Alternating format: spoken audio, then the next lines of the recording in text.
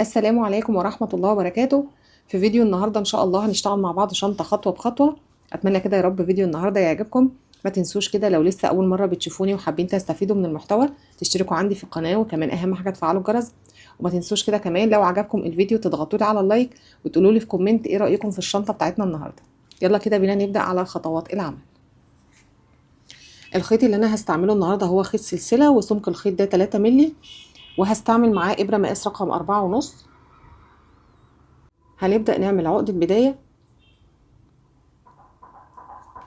وهنرتفع 16 غرزة سلسلة.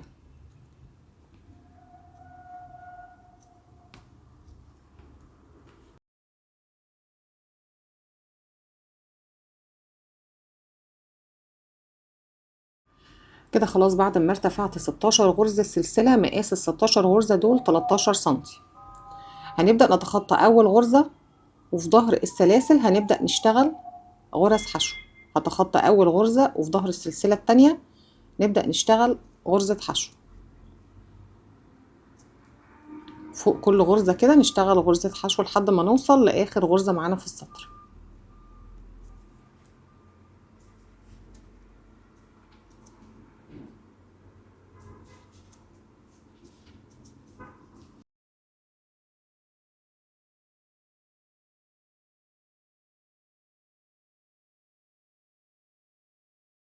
كده خلاص وصلنا لآخر السطر. هنرتفع سلسلة ونلف الشغل، وهنبدأ نشتغل برضو تحت الحلقتين غرز حشو.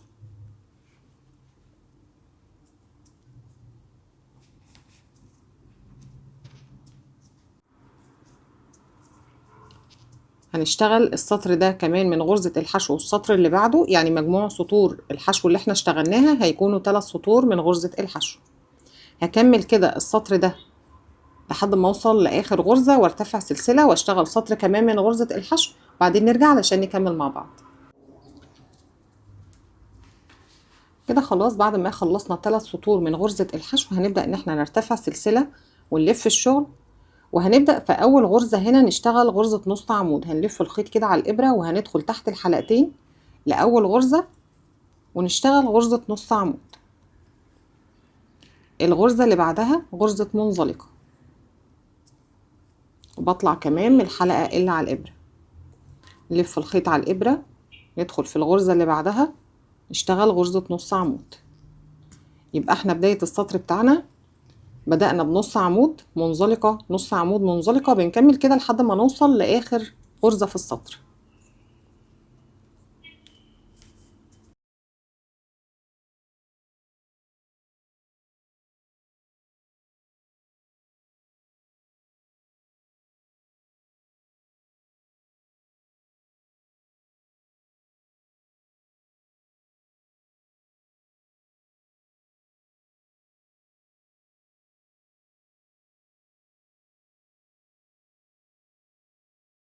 كده وصلنا لآخر غرزة، وآخر غرزة معانا هتكون غرزة نص عمود بالشكل ده. هنبدأ نرتفع سلسلة ونلف الشغل، وفي السطر ده هنشتغل غرز حشو بس في الحلقة الخلفية. وخدوا بالكم ان احنا هنشتغل في اول غرزة تزايد واخر غرزة برضو هنشتغلها تزايد. فهنيجي كده في الحلقة الخلفية الاول غرزة هشتغل غرزة حشو، وفي نفس الغرزة هنشتغل كمان غرزة حشو، ونبدأ نكمل باقي السطر بتاعنا فوق كل غرزة غرزة حشو لحد ما نوصل لآخر غرزة في السطر برضو هنشتغلها تزايد.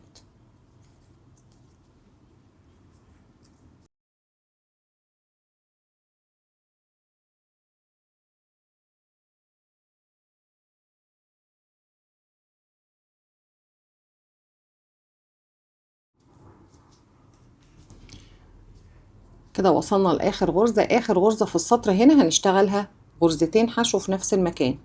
يبقى احنا في السطر ده اشتغلنا تزايد في أول غرزة وآخر غرزة في السطر. كده مجموع غرز الحشو معايا 17 غرزة. هنبدأ نرتفع سلسلة ونلف الشغل، وفي أول غرزة هنلف الخيط كده على الإبرة ونبدأ نشتغل سطر من غرزة نص عمود منزلقة. اشتغلنا نص عمود، الغرزة اللي بعدها منزلقة. السطر ده بنشتغله تحت الحلقتين. هنلف الخيط وبندخل كده تحت الحلقتين كاملين ونشتغل غرزة نص عمود.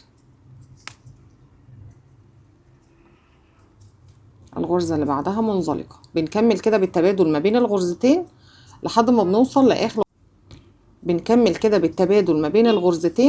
بنوصل لآخر غرزة في السطر.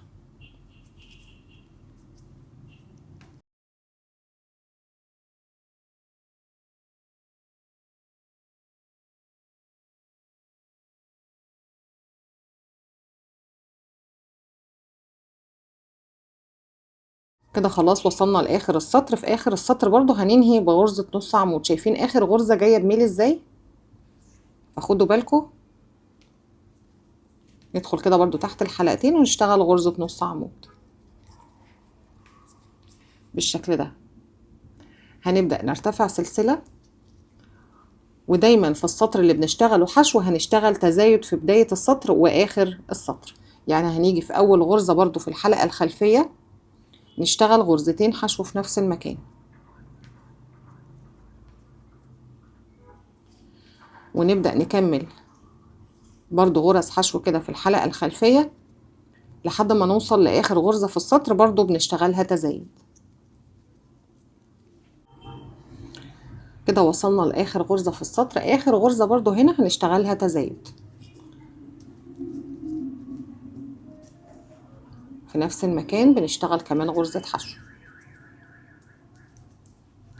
نرتفع سلسلة ونلف الشغل، ونبدأ في أول غرزة نشتغل غرزة نص عمود. في السطر اللي احنا بنشتغل نص عمود منزلقة بشتغل تحت الحلقتين، انما السطر بتاع غرزة الحشو بنشتغله في الحلقة الخلفية. اشتغلنا نص عمود، الغرزة اللي بعدها غرزة منزلقة، نص عمود، منزلقة.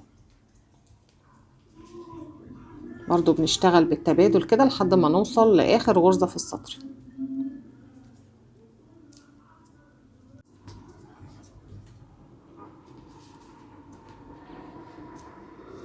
ناخد بالنا من آخر غرزة بتكون جاية بميل خالص، فمحدش يتلخبط وينسى يشتغل فيها غرزة نص عمود. يبقى احنا بنبدأ السطر بتاعنا بغرزة نص عمود وبرضو بننهي بغرزة نص عمود. هنرتفع سلسلة ونلف الشغل، وهنبدأ في الحلقة الخلفية نشتغل غرز حشو، وأول غرزة برضو هتبقى تزايد، وآخر غرزة برضو معايا في السطر هتكون تزايد. اشتغلنا غرزة حشو، في نفس الغرزة بشتغل كمان غرزة حشو، وبكمل باقي السطر فوق كل غرزة غرزة حشو واحدة ما عدا آخر غرزة معايا في السطر.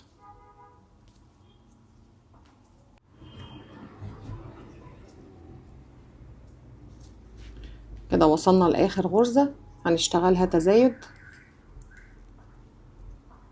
في نفس المكان، كمان غرزة حشو.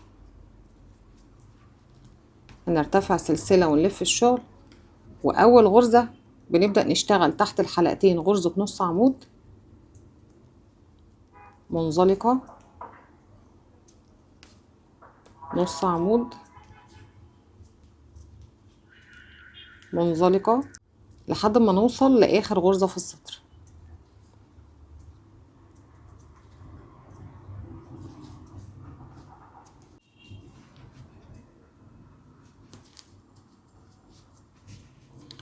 وآخر غرزة برضو معايا في السطر غرزة نص عمود. يبقى احنا بنبدأ السطر بتاعنا بغرزة نص عمود وبرضو بننهي بغرزة نص عمود. هنبدأ ان احنا نرتفع سلسلة ونلف الشغل، وسطر غرزة الحشو ده دايما بنتزايد فيه في اول غرزة واخر غرزة في السطر. فهنيجي كده في الحلقة الخلفية نشتغل غرزتين حشو في نفس المكان، ونبدأ نكمل فوق كل غرزة غرزة حشو واحدة ما عدا آخر غرزة معانا في السطر. هنكمل كده بنفس الطريقة لحد ما نوصل لآخر السطر، وآخر غرزة برضو هنشتغلها تزايد. يبقى احنا هنرتفع كده سطر بنشتغله حشو، بنتزايد في أول غرزة وآخر غرزة، والسطر اللي بعده بيكون ثبات عبارة عن غرزة نص عمود منزلقة. هرتفع كده عدد من السطور وبعدين نرجع علشان نكمل مع بعض. خلاص بعد ما اشتغلنا سطور تزايد، عدد اجمالي السطور معايا هنا 24 سطر، واخر سطر معايا كان عدد الغرز فيه 35 غرزة. معايا من السطور البارزة اللي هي غرزة نص عمود منزلقة دي 11 سطر. تمام. طيب هناخد كده مقاسات القطعة دي. عندي الارتفاع هنا 21 سنتي، المقاس من هنا 13.5 سنتي، المقاس من تحت هنا 29.5 سنتي.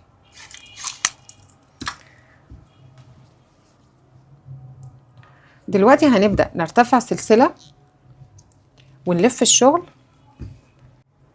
وهنبدأ نشتغل سطور ثبات. يعني هنيجي في أول غرزة مش هنتزايد ولا حاجة، هنشتغل غرزة حشو واحدة. فوق كل غرزة هنشتغل غرزة حشو واحدة. طبعا سطر غرزة الحشو بيكون في الحلقة الخلفية. السطر ده هنعلمه بالماركر علشان نكون عارفين فين بداية سطور القاعدة. احنا كده هنبدأ نشتغل القاعدة، هنشتغل كده السطر ده من غرزة الحشو في الحلقة الخلفية. كده خلاص وصلنا لآخر السطر. إجمالي الغرز معايا هنا 35 غرزة. هنرتفع سلسلة وهنلف الشغل وهنبدأ نشتغل سطر من غرزة النص عمود منزلقة.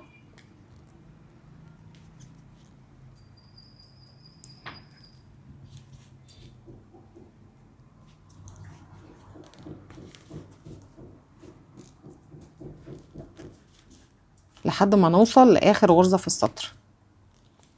كده وصلنا لآخر السطر. برضو آخر غرزة معانا غرزة نص عمود. هنرتفع سلسلة ونلف الشغل. هنيجي في أول غرزة هنشتغل غرزة حشو واحدة. احنا خلاص وقفنا تزايد من بداية السطر اللي احنا حاطينه فيه الماركر ده، يعني احنا معانا ثبات في كل سطر 35 غرزة. هنبدأ دلوقتي نشتغل سطر من غرزة الحشو في الحلقة الخلفية، والسطر اللي بعده بيكون نص عمود منزلقة. هنرتفع كده عدد من سطور الثبات وبعدين نرجع علشان نكمل مع بعض. هنا كده ارتفعنا سطور ثبات. عدد سطور الثبات اللي احنا ارتفعناها 15 سطر من بداية ما حطينا الماركر. هنا عندي كام سطر بارز من غرزة النص عمود منزلقة من بداية السطر اللي احنا علمناه ده؟ معايا 7 سطور، 1 2 3 4 5 6 7. اخر سطر معايا كان غرزة الحشو. هنبدأ دلوقتي نشتغل الجزء الثالث من الشنطة. احنا هنا كنا بنشتغل تزايد واشتغلنا جزء القاعدة ثبات. دلوقتي هنبدأ نشتغل جزء الأخير من جسم الشنطة هنا، فهنشتغله تناقص. هنشوف كده مع بعض. هنبدأ هنا نرتفع سلسلة ونلف الشغل، وهنبدأ نشتغل نص عمود منزلقة لحد ما نوصل لآخر غرزة في السطر.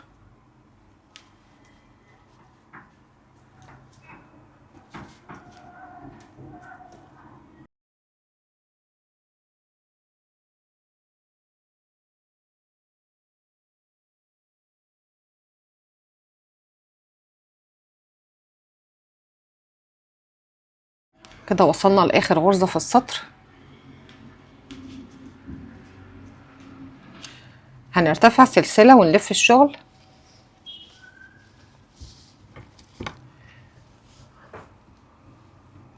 ومن بداية السطر ده هنعلمه كده بالماركر علشان نكون عارفين فين بداية التناقص بتاعتنا.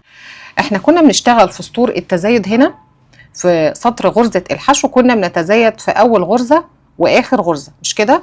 دلوقتي هنبدأ نشتغل سطور تناقص، فهنبدأ في سطر غرزة الحشو هنتناقص في أول غرزة وآخر غرزة. يعني هاجي كده في أول غرزتين هناخدهم مع بعض في غرزة واحدة. هندخل كده في الحلقة الخلفية، نسحب الخيط ونطلع، ندخل في الغرزة اللي بعدها، نسحب الخيط ونطلع، ونبدأ نلف الخيط كده على الإبرة ونطلع من الثلاث حلقات مرة واحدة. يبقى احنا كده الغرزتين خليناهم غرزة واحدة، ونبدأ نشتغل غرز حشو في الحلقة الخلفية لحد ما نوصل لآخر غرزتين في السطر. كده وصلنا لآخر غرزتين في السطر. هنبدأ نشتغلهم تناقص مع بعض. هندخل كده في الحلقة الخلفية ونسحب الخيط ونطلع، والغرزة اللي بعدها نسحب الخيط ونطلع. معايا 3 لفات، هلف الخيط واطلع من ال3 حلقات مرة واحدة. هنرتفع سلسلة ونلف الشغل. السطر اللي بعده بيكون ثبات من غرزة نص عمود منزلقة. بنكمل كده لحد ما بنوصل لاخر السطر. كده وصلنا لاخر غرزة في السطر. هنبدأ نرتفع سلسلة ونلف الشغل، ودايما في سطر غرزة الحشو هنتناقص في اول غرزة واخر غرزة في السطر. يعني هناخد اول غرزتين مع بعض في غرزة واحدة،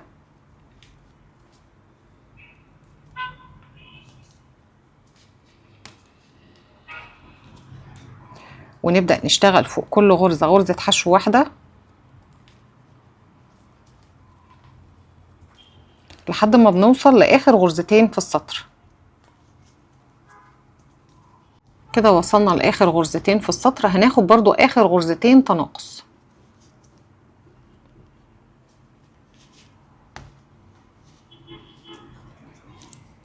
ونرتفع سلسلة ونلف الشغل.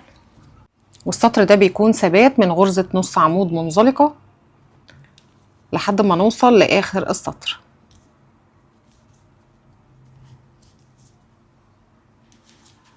كده خلاص وصلنا لاخر السطر. هنرتفع سلسلة والسطر اللي بعده بيكون من غرزة الحشو، ونبدأ نشتغل تناقص في اول غرزتين بناخدهم مع بعض في غرزة واحدة.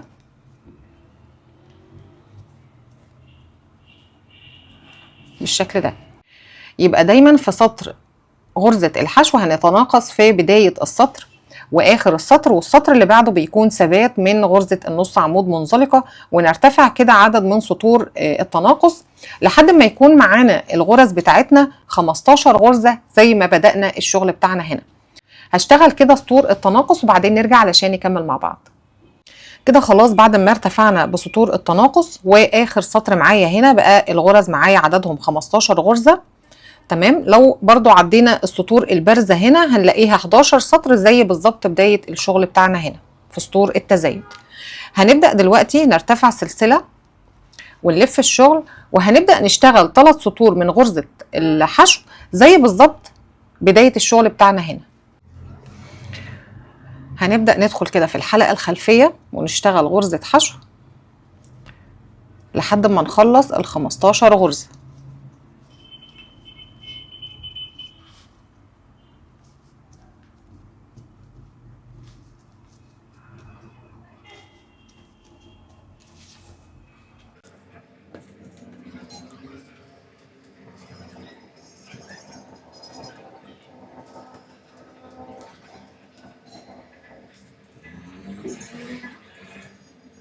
هنبدأ نرتفع سلسلة ونلف الشغل، وهنبدأ نشتغل تحت الحلقتين غرز حشو. هكمل كده السطر ده والسطر اللي بعده كمان من غرزة الحشو وبعدين نرجع علشان نكمل مع بعض. كده خلاص بعد ما ارتفعنا 3 سطور من غرزة الحشو هناخد بقى مقاس القطعة هنا النهائي عندي 52 سنتي.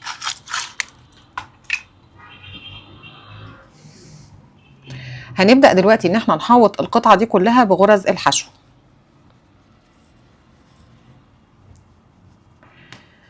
اخر غرزة اشتغلنا فيها غرزة حشو هندخل تاني في نفس الغرزة كده ونشتغل غرزة حشو، وغرزة الحشو دي هنعلمها بالماركر.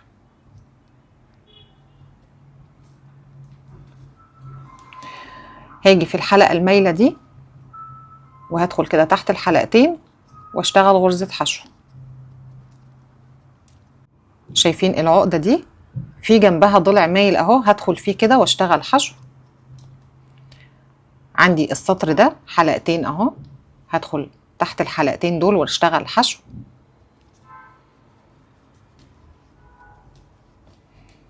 العقدة دي بيكون جنبها ضلع كده هدخل فيه ونشتغل حشو. الحلقة المايلة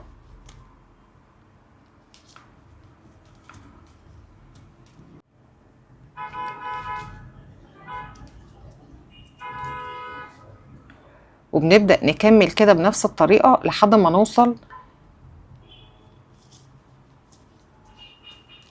لآخر غرزة معانا في السطر.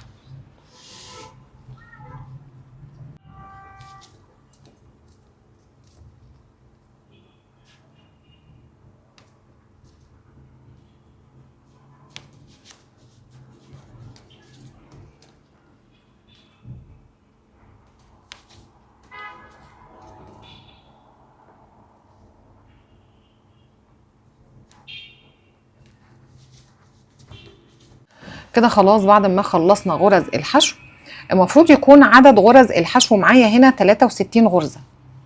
انا كده دي الغرزة رقم 62. طيب ال 63 هاخدها من اول غرزة من ال 15 غرزة هنا، هدخل كده تحت الحلقتين وهنشتغل غرزة حشو، وغرزة الحشو دي هنعلمها بالماركر. دلوقتي هنبدأ نرتفع عدد سلاسل بإيد الشنطة ونبدأ نكمل غرز الحشو على الناحية التانية زي بالظبط ما اشتغلنا على الناحية دي. فأنا هرتفع هنا 35 غرزة سلسلة.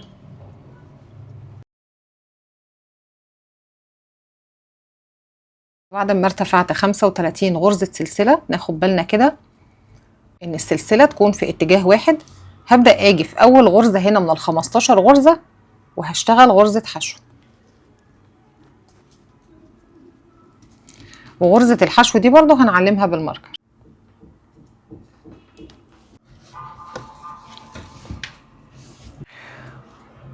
ونبدأ برضو نشتغل فوق كل سطر كده اشتغلناه غرزة حشو زي بالظبط ما اشتغلنا على الناحية التانية.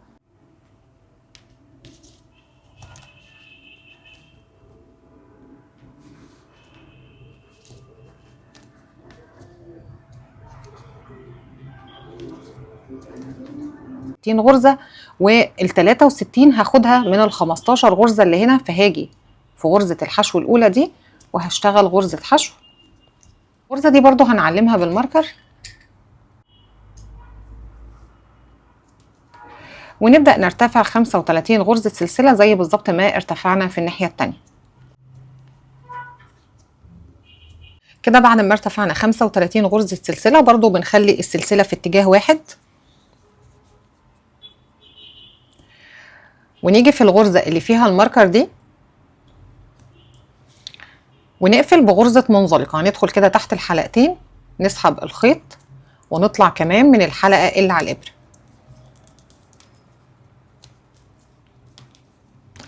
هنرتفع سلسلة وهنلف الشغل في نفس المكان اللي احنا قفلنا فيه بمنزلقة ده. هدخل كده وهشتغل غرزة حشو. خدوا بالكم علشان دي من ال 63 غرزة اللي معانا في الناحية دي، فهنحط برضو فيها الماركر. هنبدأ دلوقتي نشتغل على اليد غرز حشو. انا عندي هنا شايفين حلقتين كده فوق جنب بعض، احنا كده دي ظهر السلسلة. في عندي فوق حلقتين جنب بعض اهو، وحلقة تحت. انا هدخل في الحلقتين دول تحت الحلقتين دول كده بالشكل ده. عندي اول غرزة اهي، نشتغل غرزة حشو. اللي بعدها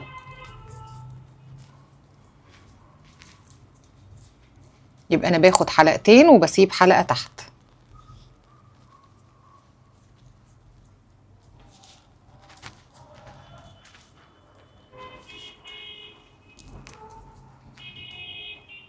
بنكمل كده لحد ما نوصل لاخر اليد هنا. كده خلاص وصلنا للغرزة رقم 35. هنبدأ دلوقتي نيجي شايفين الغرزة اللي فيها الماركر دي، هنبدأ نشتغل بس في الحلقة الخلفية. هاجي كده في الحلقة الخلفية للغرزة ونشتغل غرزة حشو. اهم حاجة منساش ان انا احط الماركر تاني مكانه علشان ده هيكون بداية خياطة جسم الشنطة مع جناب الشنطة. تمام. هنبدأ نشتغل كده في الحلقة الخلفية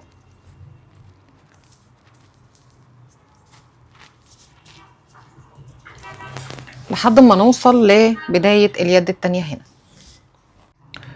كده وصلنا للغرزة اللي فيها الماركر. هنبدأ برضو نشتغل فيها في الحلقة الخلفية غرزة حشو. اهم حاجة برضو ما ننساش ان احنا نحط تاني الماركر مكانه، ونبدأ نشتغل على اليد. معانا 35 غرزة زي ما اشتغلنا بالظبط على اليد التانية. بندخل في الحلقتين اللي فوق دول وبيكون معايا حلقة تحت.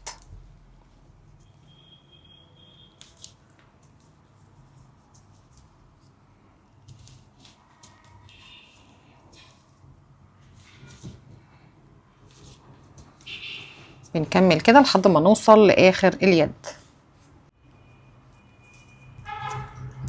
كده خلاص وصلنا لاخر اليد. برضو عندنا هنا في الماركر ده هنيجي في الحلقة الخلفية ونبدأ نشتغل غرز حشو. وبرضو اهم حاجة ان احنا نحط الماركر تاني مكانه.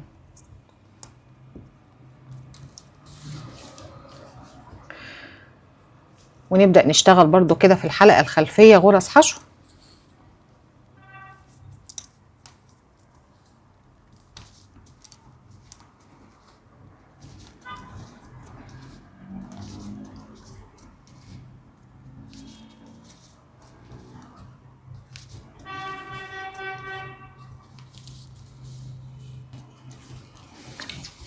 لحد ما نوصل لبداية اليد هنا.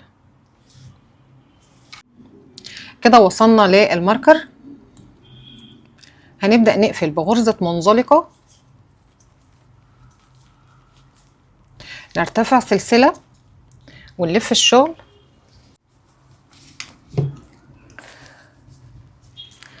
وفي نفس الغرزة اللي احنا قفلنا فيها بغرزة منزلقة هنيجي في الحلقة الخلفية. هندخل كده في الحلقة الخلفية للغرزة ونشتغل غرزة حشو. اهم حاجة ما ننساش نحط الماركر تاني مكانه. ونبدأ نشتغل فوق كل غرزة غرزة حشو في الحلقة الخلفية لحد ما نوصل لبداية اليد التانية هنا. كده وصلنا لليد في الناحية التانية. هنبدأ برضو في الغرزة اللي فيها الماركر دي نيجي كده في الحلقة الخلفية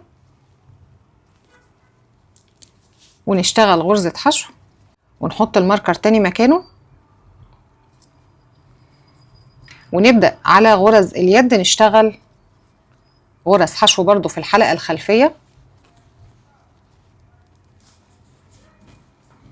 هنبدأ نشتغل فوق كل الغرز كده في الحلقة الخلفية غرزة حشو ونكمل كل السطر بتاعنا بالشكل ده. وعلى اليد برضو في الناحية التانية غرز حشو في الحلقة الخلفية لحد ما نوصل لبداية السطر. هخلص كده وبعدين نرجع علشان نكمل مع بعض. كده خلاص وصلنا لبداية السطر. فهنيجي برضو في الغرزة اللي فيها الماركر دي وهندخل تحت الحلقتين ونقفل بغرزة منزلقة.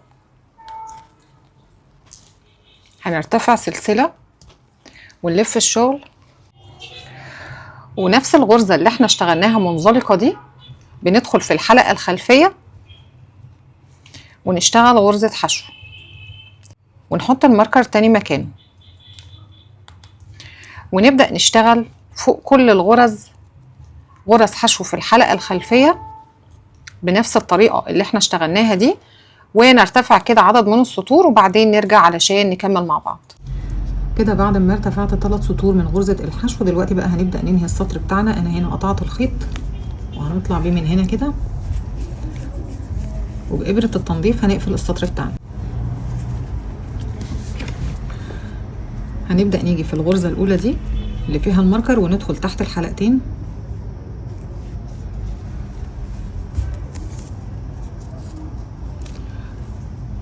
ونرجع ندخل تاني من نفس المكان اللي كان طالع منه الخيط وناخد كمان الحلقة اللي بتكون تحته دي.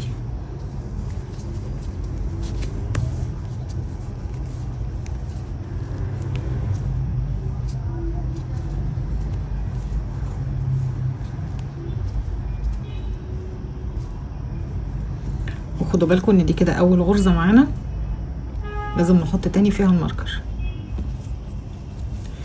ونبدأ ننظف ونثبت الخيط تحت الغرز.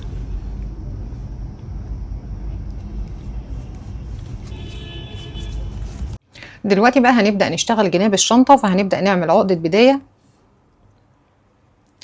وهنرتفع 16 غرزة سلسلة.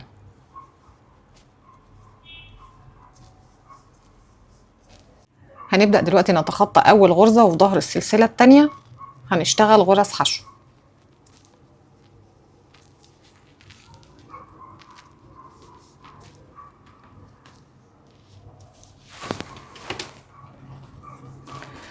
بنبدأ نرتفع كده 3 سطور من غرزة الحشو وبعدين نرجع علشان نكمل مع بعض.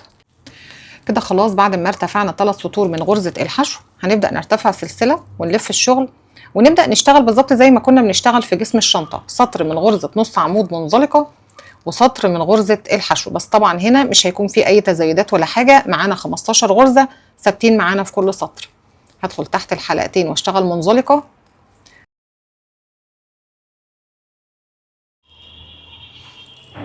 منزلقة. بنبدأ نكمل بنفس الطريقة لحد ما نوصل لآخر السطر ونرتفع سلسلة ونلف الشغل، والسطر اللي بعده بيكون غرزة حشو في الحلقة الخلفية. بنبدأ نرتفع كده بالتبادل ما بين السطرين دول، ونرتفع كده عدد من السطور ونرجع علشان نكمل مع بعض. كده خلاص بعد ما ارتفعنا عدد من السطور، اجمالي السطور من البداية كده لحد ما وقفنا 23 سطر. طيب عندنا كام سطر بارز من غرزة نص عمود منزلقة؟ 1 2 3 4 5 6 7 8 9 10. تمام، ونهينا بسطر من غرزة الحشو. دلوقتي هنرتفع سلسلة ونقطع الخيط.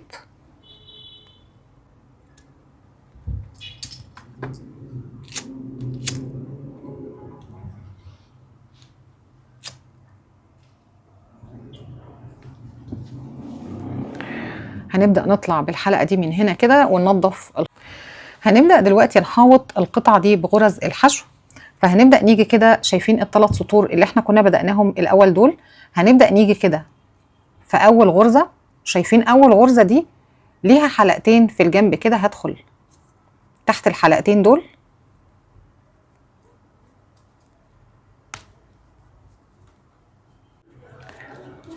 ونبدأ نسحب الحلقة دي، هي تكون ضيقة شوية، ونرتفع سلسلة وفي نفس المكان هنشتغل غرزة حشو.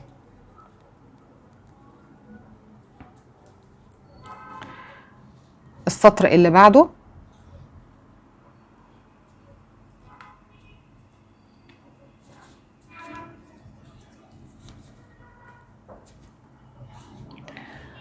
العقدة،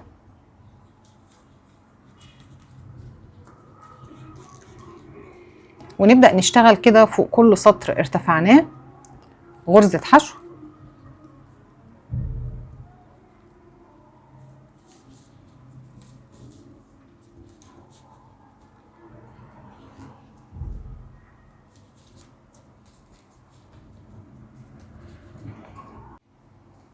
أول غرزة دي هنا هنعلمها،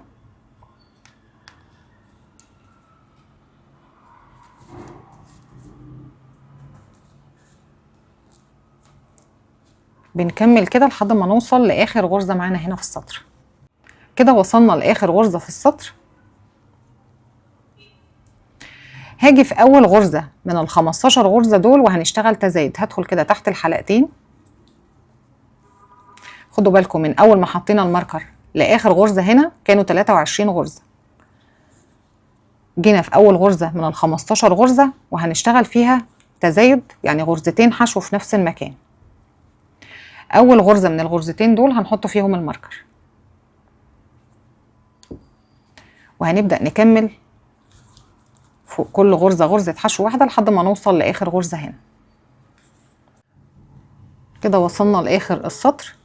برضو الغرزة اللي هي في الزاوية دي هنشتغلها تزايد، يعني هنشتغل غرزتين في نفس المكان. ادي أول غرزة وادي تاني غرزة، والغرزة التانية دي هنعلمها بالماركر، ونبدأ نشتغل فوق كل سطر برضو اشتغلناه أو ارتفعناه غرزة حشو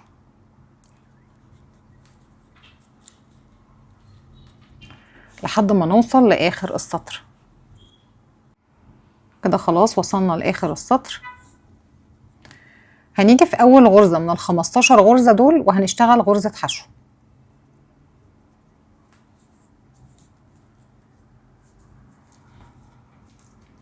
غرزة الحشو دي برضو هنحط فيها الماركر. يبقى إجمالي غرز الحشو معايا 24 غرزة حشو، 15 غرزة حشو، 24 غرزة حشو، وهنا برضو 15 غرزة حشو. تمام كده خلاص خلصنا جنب الشنطة. المقاسات هنا الارتفاع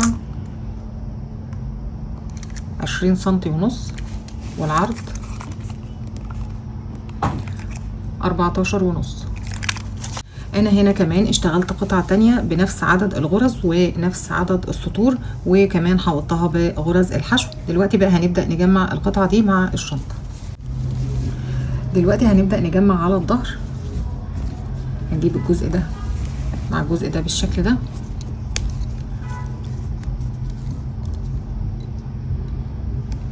نشيل الماركر ده ونرتفع بالحلقة دي كده شوية، نبدأ ندخل تحت الحلقتين ونسحب الحلقة دي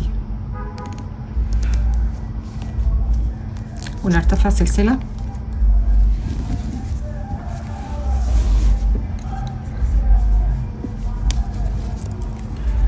وهنبدأ ناخد أول غرزة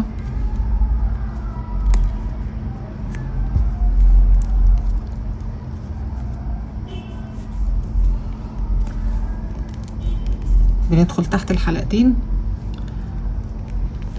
وأول غرزة برضو في الناحية التانية أو في الغرزة اللي قصادها، ونبدأ نسحب الخيط ونطلع كمان من الحلقة اللي على الإبرة.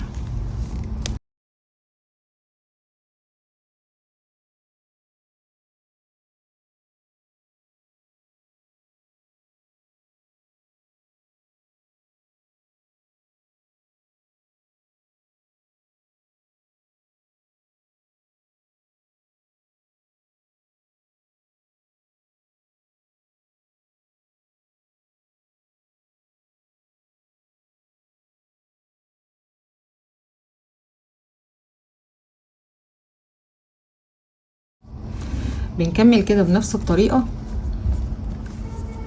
لحد ما نجمع الجزئين دول مع بعض.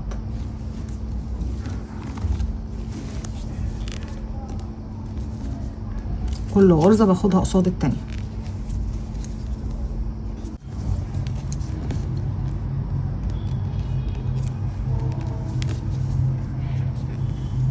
دي كده الغرزة رقم 24 في جنب الشنطة، ونبدأ دلوقتي في ال15 غرزة قصادهم ال15 غرزة بتوع القاعدة.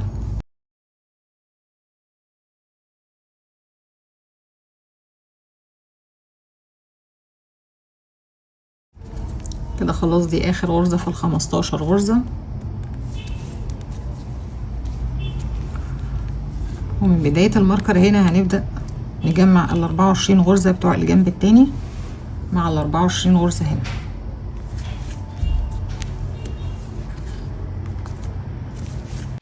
وده كده شكل شنطتنا بعد ما خلصت. عايزه اقول لكم ان بجد الشنطه في منتهى الجمال والشياكه. ما تنسوش كده تقولوا لي ايه رايكم في التعليقات. كمان حجم الشنطه من جوه، حجم الشنطه واسع. ما تنسوش بقى تشاركوني كده رايكم في التعليقات. وبفكركم بقى لو لسه مكملين معايا لحد دلوقتي وناسين تشتركوا في القناه، يسعدني طبعا انضمامكم للقناه. اشوفكم كده على خير في فيديو جديد ان شاء الله. باي باي.